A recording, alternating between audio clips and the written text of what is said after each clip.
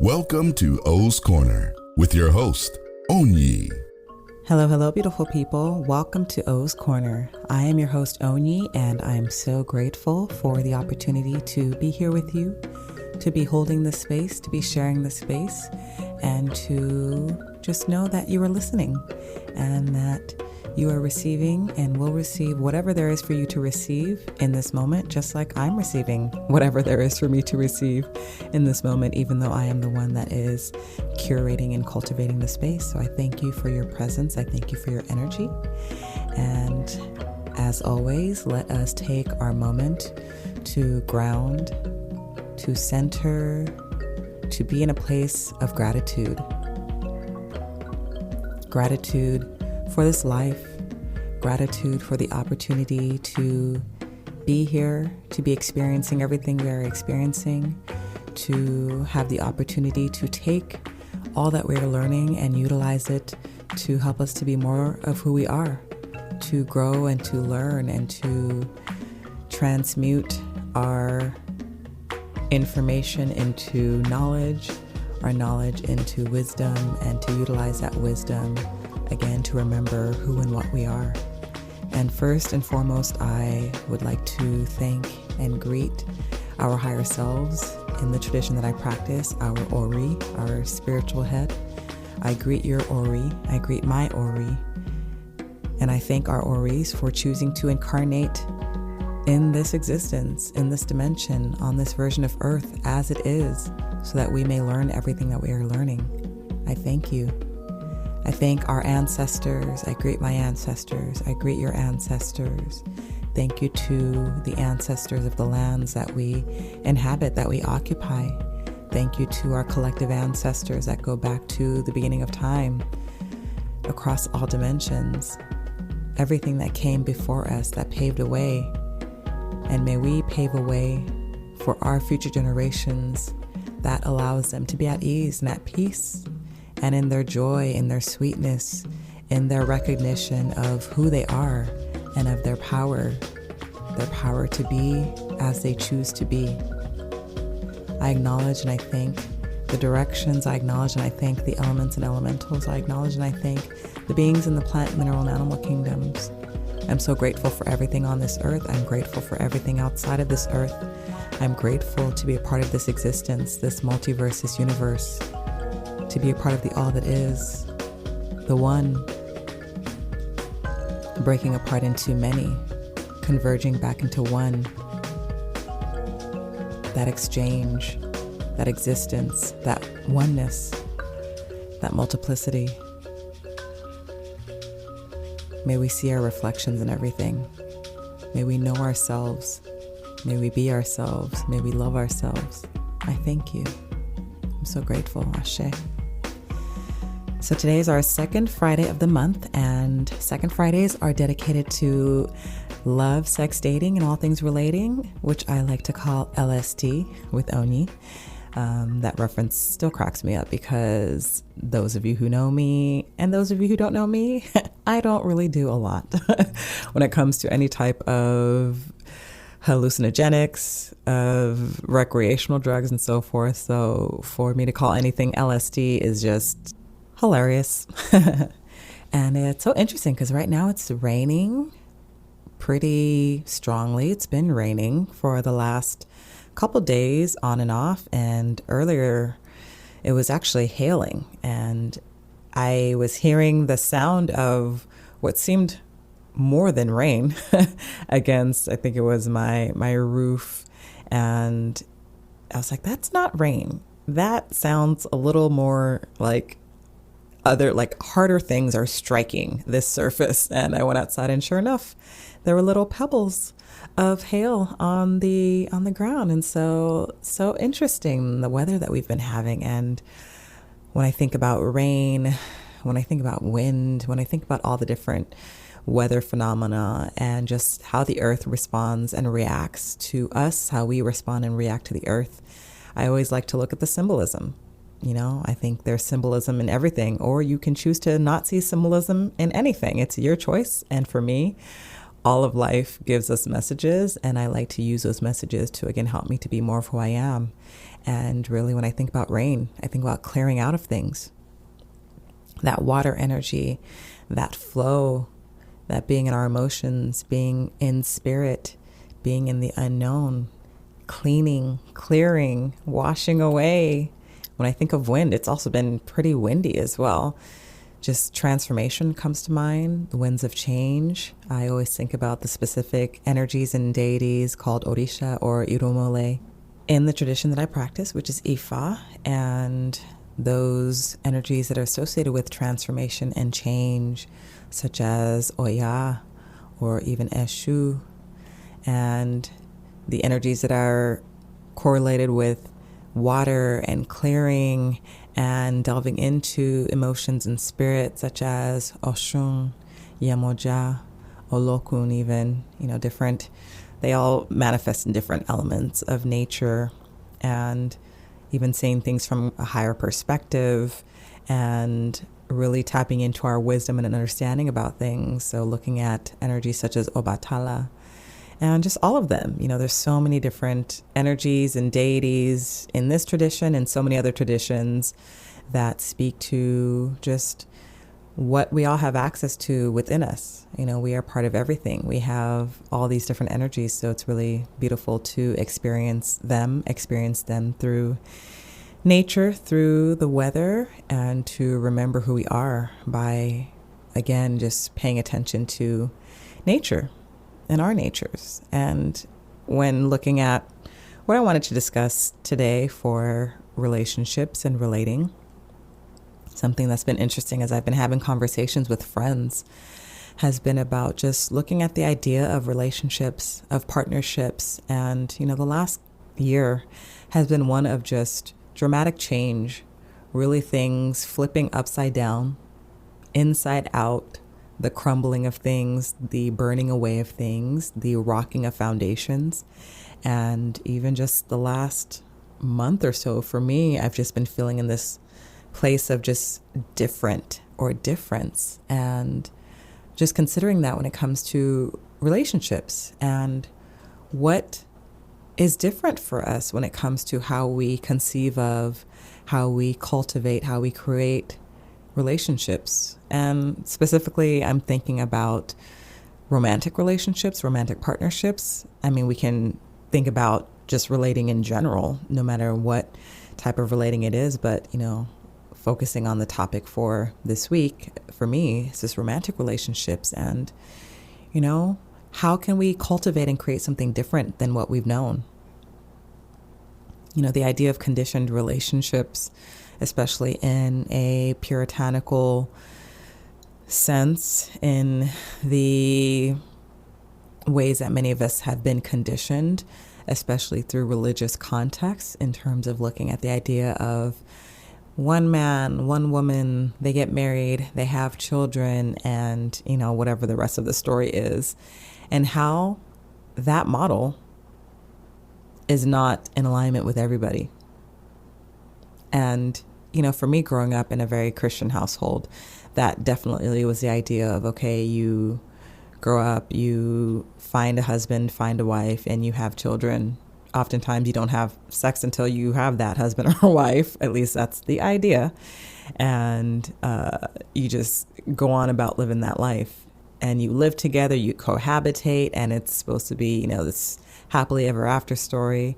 And it was not until just going to high school, going to college, meeting people who did not identify as heterosexual or quote straight, which it's weird. I don't like using that word straight, even though I know that's the word that we have often used and continue using. But I was having this correspondence with someone who got a little irritated by the fact that I said I didn't like the word straight necessarily. And I had to check this person, this male person. And I realized pretty quickly he had some insecurities and a lot of actually misogynistic ways that he was operating from. So that was an interesting correspondence, an interesting brief relating with this person. But, I was saying, again, and I'm not going to be like, and never use the word straight, but it's like, when I think of the idea of calling something straight, then to me, I think of, well, then whatever is not considered straight is then crooked, is then out of shape. And that seems like such an interesting way to describe or to classify anything. It just, in the moment that I was sharing this with this person, that kind of struck me. And that was the thing that I was thinking about. And what I feel like this episode is going to be more so me asking questions or posing questions for people to answer in terms of, what is your own preference for a romantic relating, if that is something that you're interested in, or, you currently may be in a romantic relating and are operating from a place of what you have known, what you have been taught is what there is to do, what you have seen reflected in society, in movies, in literature, in all sorts of things. And every culture is different, so the perspective that I'm coming from being in the U.S. is, I am in the U.S., I'm an American, and I'm cis het. So, that is the perspective that I'm coming from, but I try to have an open mind and open perspective about what that could look like for anybody, no matter what you choose. And it doesn't have to look any way. I don't think people should be shamed for any decisions that they make. It's so interesting considering the idea of, people being shamed for having perspectives, beliefs, or living lifestyles that go against the quote norm. And then this idea that people want to be like rebels, or people want to go against the norm. So if you choose something that you actually prefer that looks closer to the norm, there's this idea of shaming for being like just normal, or what is considered normal, or the norm, or boring. And it's like, I'm not trying to shame anyone for anything that they choose, regardless of why they choose it. Like, what's this thing about shaming people for their choices? To me, when you step into a position of shaming anyone, regardless of why, the question that I ask you is, what's going on with you, for you, about that thing that you are not sitting with, you are not reconciling, you are not understanding, you are not bringing to light, to where you feel the need to shame someone else? Because much of the time, it's shame you have within yourself, and you're not willing to really deal with that shame. So the only thing that you can do, because that energy has to come out in some way, shape, or form, is to project it onto others. Or if it doesn't come out, then it's going to make you sick in other ways. So that's interesting. But for me, it's like, what are the ways in which people would engage romantically, in romantic partnerships, in, marriages, or whatever term you want to use for this category of relating, if if our conditioning wasn't a factor, if money wasn't a factor, if what your family thought wasn't a factor, if race and ethnicity wasn't a factor, in the sense that we as human beings didn't disregard each other because of race, if so many things that we as human beings have used as excuses for negating each other were not factors, if you could literally be with whomever you wanted, however you wanted, that could look like anything, what would that be? What would that look like? Do you even know? Do any of us know? Is it even possible to fathom the ability to make a choice outside of what we have been conditioned on some level, in some way, shape, or form, to prefer? Even our preferences. A good friend of mine and I were talking about it years ago, and actually, we talked about the fact that what we call as preferences are references. We have a reference to something that either worked or didn't work, that felt good or didn't feel good, that brought discomfort or brought comfort. And because we hold on to that reference, then any situation, any person that comes along that we can use to compare against our reference of the thing in the past, then we make decisions based on that rather than making decisions based on face value of the energy that we are experiencing with that person, the energy of us within us as it is naturally in its full excitement that the other person's reflection generates, helps us to generate within ourselves. What is that? If we didn't have standards of beauty that oftentimes, chose specific people who look a certain way, if we didn't have those preferences just splattered in our faces from every direction, what would people find attractive?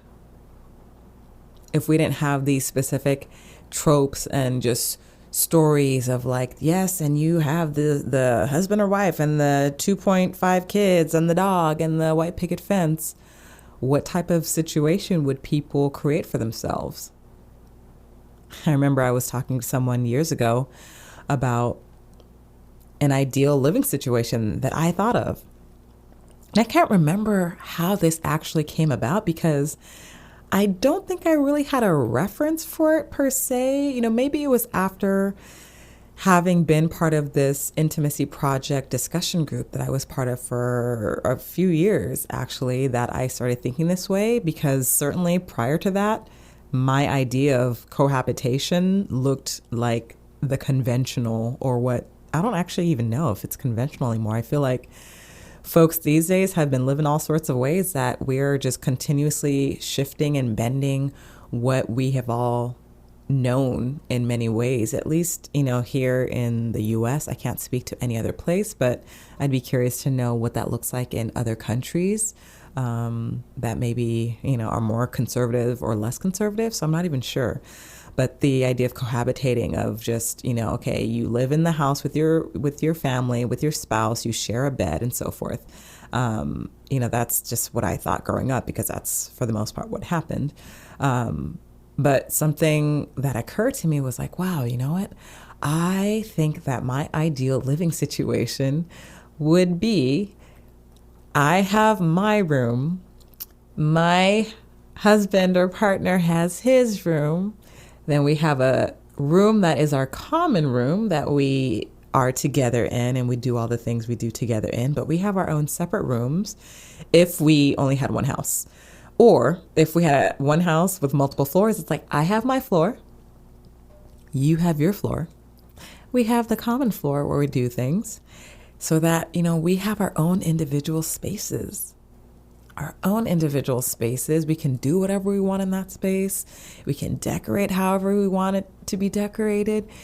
We don't have to necessarily answer to any person about, what it looks like or feels like. It's just a space for us to be our individual selves. And look, if you want to come to my floor or my room, cool, you can do that, but it's my space, and you can try to tell me what I can do with it, but I'm going to be like, well, how about you go do that in your space? Because that's what it's there for. This idea that we come into, it's not even an idea, it's the actuality.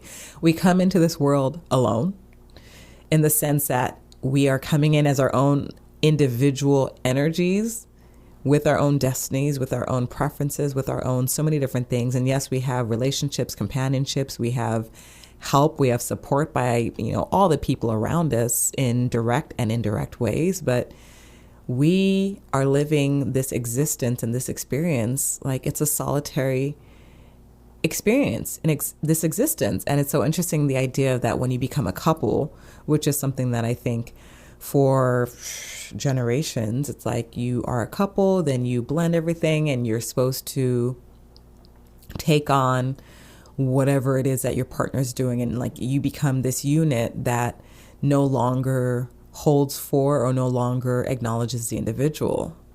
And I mean, maybe it hasn't been happening for generations. I don't know necessarily the history of the coupling and relationships, in this country or other countries. Because again, to me, it's always funny when I think about studies on relationships and things, and how the focus is on on the US or even white people in the US, and they don't take into consideration like any other ethnicity. I'm like, really?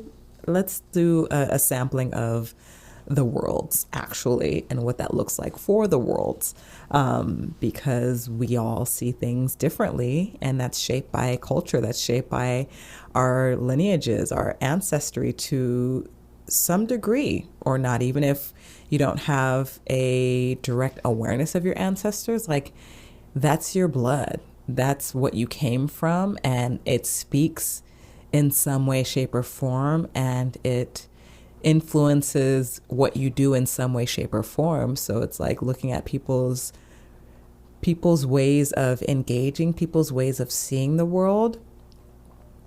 It's just interesting to consider what that is and how that has been influenced by, generations before them from their, specific origin points, their motherlands. But anyways, I digress. But yeah, this idea of like, I have my space, you have your own space, and then we have this common space, whether it's in one house separated by rooms, or one house separated by floors, or even, look, if, like I said, what would you choose if money wasn't an issue? If we had separate houses and you have your house, I have my house, and we are like right next door to each other, it just, for some reason, that just seemed like, wow, that's such an amazing setup. And I remember I told this to someone and they were like, oh, I can tell you've been single for a long time. And I was like, what?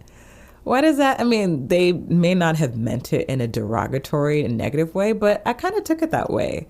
Like, what? It's like, oh, so I can't just have this idea, not because I've been single or not single for any particular time, but because I'm actually considering the idea of just cultivating space for myself, really continuing to work on developing me, who I am individually, but also cultivating and allowing for a partnership and recognizing that that entity that we create is its own entity, and that our reflections against that entity are helping us individually as well.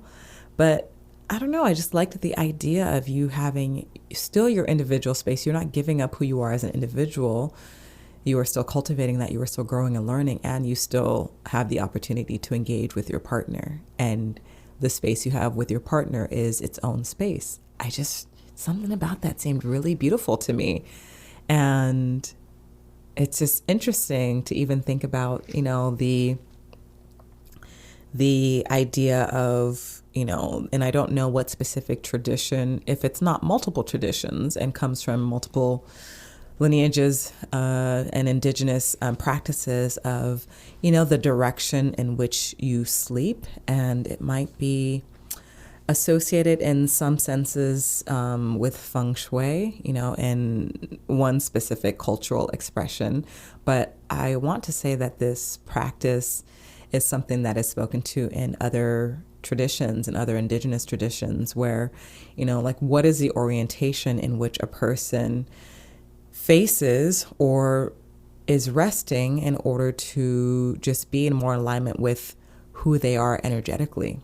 And considering, if we take that idea and then we look at couples who sleep next to each other often or all the time, like one of the things that I wondered when I heard about this idea of, being mindful of the direction in which your head faces when you sleep, I thought, oh my goodness, that's so interesting. So I wonder if people that are coupled up or whatever they're doing, who often sleep next to each other, if they kept that in mind or had that in mind, how many of those same couples, once they understood or looked into kind of the direction that their head was facing when sleeping, how many of those couples would realize, oh my goodness, one of us, or perhaps both of us, but let's say one of us, has been sleeping in a direction that is maybe not in as much alignment with us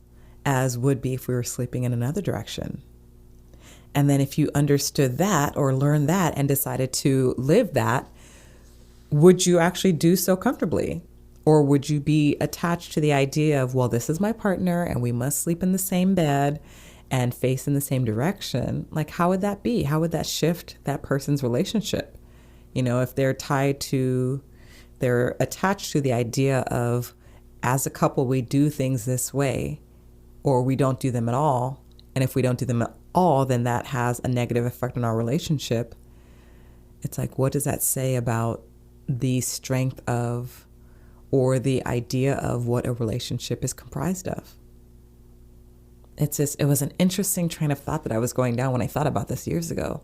And when I thought about the idea of just cohabitation, and then considering couples who do long distance relationships. I actually had a relationship in the past that, even though we didn't have the official title of boyfriend and girlfriend or some sort of partnership, we still had affection for each other. We still told each other at some point that we loved each other. And there were conversations here and there about me moving to be with the other person, or considering if the person could move to be with me. And I mean, we were in this relating for at least a year. And just thinking about other people who do that. And, for me, the long distance relationship, it was too long of a distance for me. I realized then that it was just too much. I preferred that my partner was with me, or that I had access to them more easily. And I actually consider that now in terms of just who I am and how much I've changed, to where could I be in a long distance relationship like that? It's interesting to consider who I am and what I am in a partnership, because it's actually been some time for me that I've been in a partnership, and I've gone through so many different changes. I mean, not just the last year or so with quarantine and isolation and just going within for that purpose, but even just my spiritual initiation, all the different work I've done just that I do all the time. This inner work is not something that I just started last year. I've been doing it for a long time. And, thinking back to the last time I had a specific conventional relationship, which was years ago, I've gone through so many changes. So it's like, I'm so curious to see who and what I am in a relationship, what I prefer. But I know that, at that time when I was looking at that long distance relating, and it was just, I couldn't really do it any longer. But, thinking about it now, and even then, I still liked the idea of like, well, regardless of, being closer in distance, I still like the idea of just having our own individual spaces, just having the ability to know that I have my space, you have your space, and we have our space that we come together. And it's just interesting to consider that, consider that space, or how you sleep, or even, again, going back to the idea of, the direction in which your head faces. Even if, let's say you both face the same direction and that is in alignment with you, is there a case for occasionally sleeping alone because you just need to be in your own energy field for whatever reason, just to be in your own energy field? It's like, I wonder what different decisions people would make, things that came to them that, seemed different or strange because they're not used to it, or it's not something that they saw reflected as examples in any of the partnerships that were around them. But, if a thought came to them of, oh, this would be interesting for us to try as a couple or to do differently, how many people would actually explore that versus pushing the thought away because, oh, but we can't do that because you don't do that in a partnership. And for me, this idea of just difference and different is something that I think, this year especially and going forward, that I encourage us to really step into. What can you do differently for you, for your relationship, with you in your relationship, that can actually open things up for you and your relationship in ways that you never would have imagined. I think so many of us are recognizing the degree to which we've been boxed into the idea of how we needed to be, who we needed to be, what we needed to be, what that's supposed to look like across gender, across race, across orientations, across all the different levels of identity, levels of categorization, levels of experience. Like, we have been boxed up. We've been boxed up from a place of just wanting to maintain an idea of conformity, to maintain oppressive systems, to maintain hierarchies, to operate from scarcity mentalities and so forth, in so many different ways that we have been stifled, or we've stifled ourselves, or we have agreed to the stifling through the boxing. And I think what the last couple of years have really encouraged us to do is to break free from those boxes, to really be who you are truly, learn who you are truly. Again, all of the going within, all the self-reflection, all of the, removing all of the external distractors, external, elements that we were using in the past to determine who we should be. Life is like, go within and really truly know who you are. And what does that look like when it comes to relationships? What does that look like when it comes to your preference? Are you attracted truly to who you're attracted to? Whether it's, appearance wise, whether it's gender identification, are you really attracted to that? Are you not attracted to who you say you are not attracted to, or who you've said you were not attracted to in the past? Is there any possibility for something different? And that something different allowing you to understand and see and be more of who you are. Are you comfortable with different living arrangements? Are you truly monogamous? Are you polyamorous? If you've been possessive in relationships, what has that been for you as a reflection of what's going on within you? Do you feel like you need to cohabitate with someone? Or have you resisted cohabitating with someone and are now recognizing that you actually would prefer that? Do you prefer long distance? Have you considered in the past that you didn't prefer it, but perhaps you would? Perhaps you would like a situation where you get to see that person every once in a while and then you're good because you got some other stuff that you were going to do for yourself. What is that for you? What is that? Really take a look at what your preferences are. Really take a look at what you would prefer to cultivate when it comes to your romantic relationships. Are you one that has felt like you always needed to be in a partnership, in a relationship? Some people go from one to another after every breakup. They're on to the next partner because they've in the past imagined that they can't be alone. Now, in this moment, who you are, is that true anymore? Have you learned a lot about yourself to where you recognize that actually there was nothing to run from when it comes to solitude? Have you even tried it? Or are you the opposite, where you avoided being in partnerships because you just imagine that you prefer being alone and that, relationships are trouble or difficult, or that you'll never find anyone, so you might as well be alone? But after having done so much self-reflection, going within, have you considered that perhaps that was coming from a place of fear, of anxiety, and that what you actually would prefer is companionship, and it's just a matter of bringing your wall down, being vulnerable, communicating, just being who you truly are. What is that?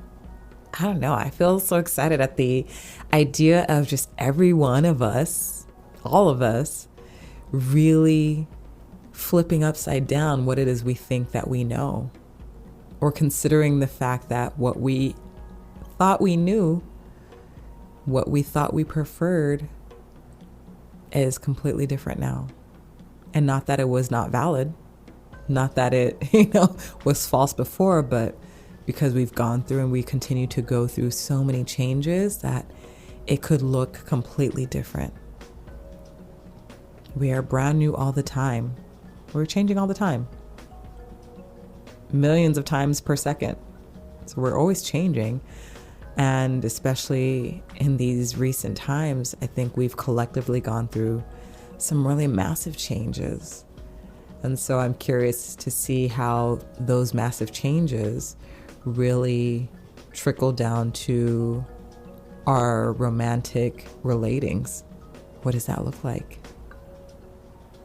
What was taboo for you before that maybe is no longer taboo? What was not an option before that maybe is an option? What had you not considered before to where you're now considering things because you've realized that the lack of consideration for them in the past was based on some bullshit? Based on some absolute bullshit. That even the people that were promoting and perpetuating the bullshit, they probably didn't believe that bullshit themselves. In what ways can you cultivate what you prefer in this moment? And recognizing that you're not beholden to anything in particular. You get to change. You get to be different. You get to be whatever you are being in any given moment. Make whatever agreements that you can make with integrity, with transparency. And to me, communication is key. And as you shift and change, communicate. And I think if we're all coming from a place of communication, from our places of vulnerability, from our place of integrity, from our places of transparency, then if we're just being what we are being from our truth and acting from our joy and our excitement, then synchronicity in life just works with us. And any resistance to that from other people, any people feeling a certain way about it, that's, they have to work through that themselves. But again, if we're all in this place of being willing to work and grow and learn, then that too shall pass. They too shall move through whatever they move through and become more clear and more empowered versions of themselves. I don't know. I just have a lot of, I don't know if it's high hopes, or I can imagine different dimensions of this earth where we are all just living from our truth, living in the moment, relating in the moment as it comes to us, with honor, with reverence, with integrity, with joy, and just imagining what that would look like as far as relating in all the ways, but in particular, just romantically, sexually, in those specific ways. I'm just like, wow, what could that look like? I feel like it would just be really beautiful. It's beautiful now, and we're all learning what we're learning. Even the stuff that occurs that we don't prefer, they are beautiful opportunities to learn and grow and heal. But just imagining another dimension where we're coming from our truth, our light, our love, our freedom, just feels really delicious. And I'm looking forward to it, y'all. I'm looking forward to it. Oh, thank you for your time and your energy and your presence. And I hope that some of the questions that I brought up and the other messages that came through give you something to think about. And by all means, send me any questions or comments or explorations that you've had about this very topic. I'd love to hear from you. And yeah. And this rain is so wonderful. It's clearing out so much. So I hope that as time goes on, you become more clear. Things that you don't prefer, you're able to wash away, transmute, dissolve, integrate, so that you can be, again, more of who you are. You can be lighter. You let go of what doesn't serve you. When it comes to relationships and in general, just let go and be light and be clear and remember your connection. Thank you to our higher selves. Thank you to our ancestors. Thank you to the elements and elementals. Thank you to the directions. Thank you to the beings in the plant, mineral, and animal kingdoms. Thank you to everything on earth, everything outside of earth. We are constantly in relationship. It is all relationship, period. And may we relate from the place of knowing who we are, being who we are, loving who we are. And may we see our reflection in everything. May we love ourselves. May we love each other. May we just love. May we love. May we love. Ashe. Thank you for joining me. And until next time. You've been listening to O's Corner with your host, ONYI. Want to know more about ONYI? Log on to onyilove. That's ONYI.love. Thanks for listening.